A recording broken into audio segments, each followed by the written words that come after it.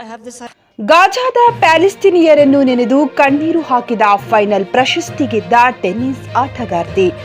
ಬಹುಮಾನ ಮೊತ್ತದ ಅರ್ಧ ಭಾಗವನ್ನು ಗಾಜಾದ ಜನರಿಗೆ ನೀಡುವುದಾಗಿ ಘೋಷಿಸಿದ್ದಾರೆ.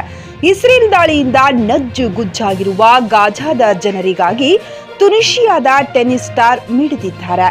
ವುಮೆನ್ಸ್ ಟೆನ್ನಿಸ್ ಅಸೋಸಿಯೇಷನ್ ಫೈನಲ್ನಲ್ಲಿ ಗೆಲುವು ಸಾಧಿಸಿರುವ ಅವರು ಪ್ರಶಸ್ತಿ ಮೊತ್ತದ ಒಂದು ಭಾಗವನ್ನು ತಾನು ಗಾಜಾದ ಜನರಿಗೆ ನೀಡುವುದಾಗಿ ಘೋಷಿಸಿದ್ದಾರೆ.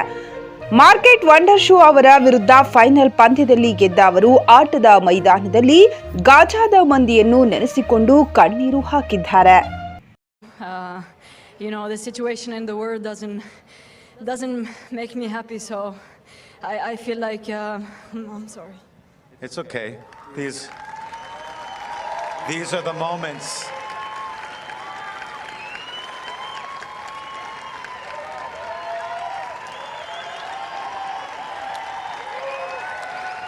These are the moments, Ons, that can take us away from the world for a few minutes, where we can focus on sports, we can focus on the people we love, and it can take us away from the problems for a few minutes. So you're able to let all of us do that as your fans, and we appreciate everything you do out on this tennis court very much. I mean, I wish just...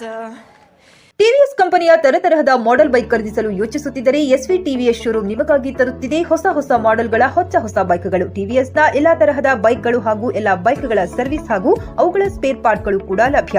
ಹಾಗಿದ್ರೆ ಹಿಂದೆ ಭೇಟಿ ನೀಡಿ S V TVS showroom ಮಾಲೀಕರು Lokesh RJ, Bharat petrol bunk ಎದುರುಗಡೆ, ನಾಗಲಕ್ಷ್ಮಿ ದಾಬಾ ಹತ್ತಿರ, Gulbarga road, Humnabad.